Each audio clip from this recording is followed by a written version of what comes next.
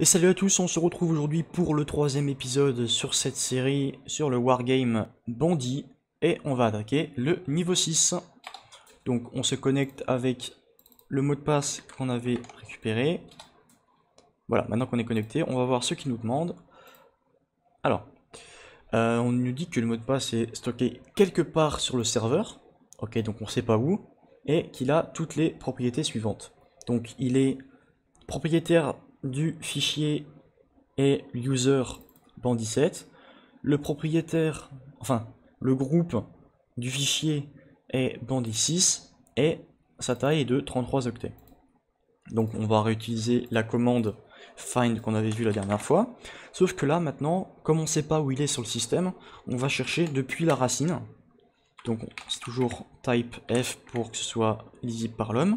On va préciser que le user c'est bandit7. User c'est bandit7. Le groupe c'est bandit6. Et sa taille c'est 33 octets. Du coup, on va xargs, on va afficher son contenu. Et là, on a le mot de passe. Donc là, en fait, on peut voir que ici, il y a plusieurs fichiers qui correspondaient à ce qu'on a mis, donc qui se trouvaient dans root, dans bandit 28 git, etc. Le problème, c'est que on n'a pas le droit d'y accéder avec l'user actuel. Et du coup, quand il essayait d'y accéder, ça nous mettait permission denied parce qu'on n'avait pas le droit. Pour enlever ces messages d'erreur, ici, on a juste à rediriger la sortie d'erreur vers dev nul, donc vers le néant. Dev nul, et normalement, on n'aura plus ces messages d'erreur qui seront affichés. Voilà, et à la fin, on nous affiche juste le mot de passe. On va le stocker. Paf. Et on va continuer nos petits challenges. Donc, pour le niveau 7, hop, pas du tout read-only que je voulais faire, paste, ok. Qu'est-ce qu'il nous demande ici? Le niveau 7, ok.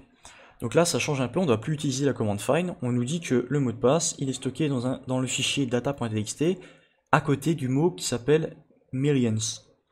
Du coup, ls-là, on a bien le fichier data.txt, si on essaie de l'afficher, on a beaucoup de choses. Donc là, potentiellement, la deuxième colonne, à chaque fois, c'est potentiellement un mot de passe. Donc, à moins que vous soyez fou et que vous vouliez tout tester à la main, ça risque d'être un peu long. Vu qu'il y a, on va voir combien il y a de lignes. Donc là, on va afficher le contenu du fichier comme on a fait là. Sauf qu'on va passer à la commande wc qui doit être word count pour compter le nombre de mots, avec l'option "-l" pour compter le nombre de lignes qu'il y a dans le fichier. Donc là, on peut voir qu'il y a 98 000 lignes, 98 500 lignes. Si vous voulez tester 98 500 potentiels mots de passe à la main, faites-vous plaisir, moi ça va pas être mon cas. Du coup, ce qu'on veut, c'est afficher la ligne correspondante à notre mot de passe, et on sait que c'est à côté du mot, enfin à droite du mot qui s'appelle millionth. Du coup, on va afficher notre fichier. On va passer avec le pipe à la commande suivante, donc le résultat de cette commande-là, donc tout ça, on va l'afficher, on va le passer à grep. Grep, c'est pour, pareil, si vous savez pas comment faire, enfin ce que c'est, vous faites un man grep, et ça va afficher les lignes qui matchent un certain pattern. Nous, notre pattern, c'est le mot si, le mot millionth.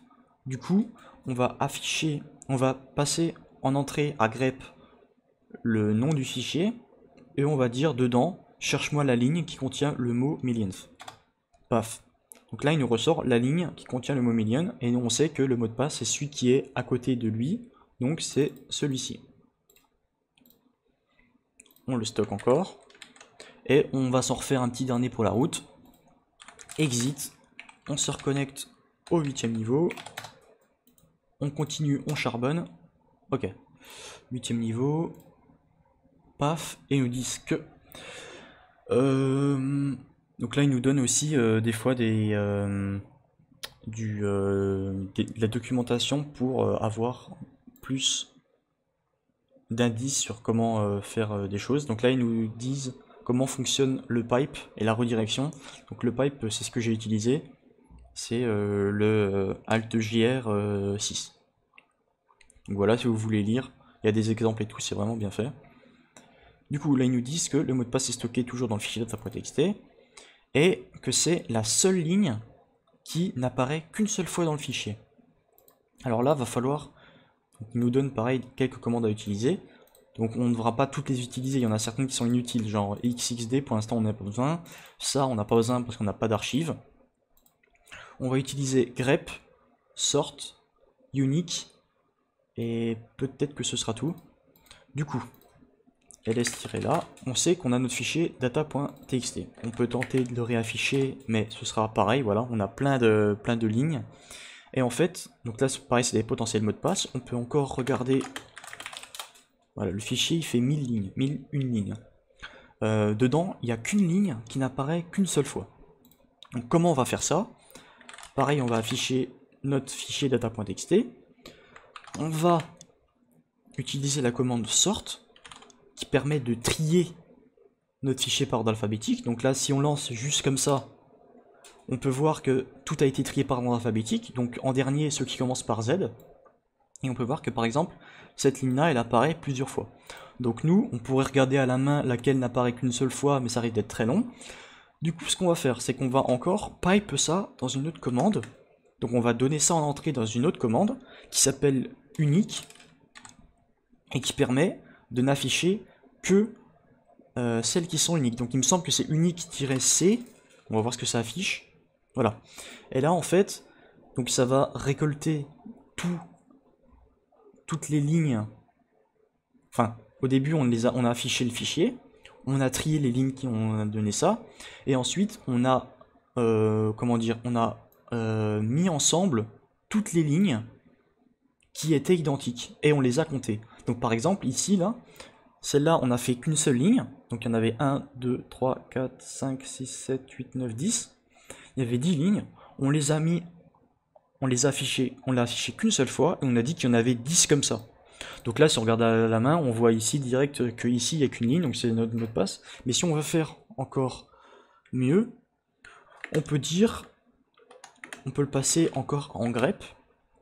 Il me semble que c'est avec l'option W et on sélectionne le 1 et du coup voilà, on va afficher la ligne qui ne possède qu'une seule occurrence de ce mot de passe dans tout notre fichier data.txt. Donc celui-ci c'est notre mot de passe. J'espère que j'ai assez bien expliqué. Si c'est pas le cas, n'hésitez pas à me le dire dans les commentaires parce que j'ai tendance à un peu bafouiller quand je cherche des explications. Donc j'espère que cette vidéo vous aura plu, que ça vous aura aidé à comprendre un peu mieux les pipes, comment les utiliser, ainsi que les différentes commandes qu'on peut utiliser. D'ici là, je vous dis à la prochaine et bye.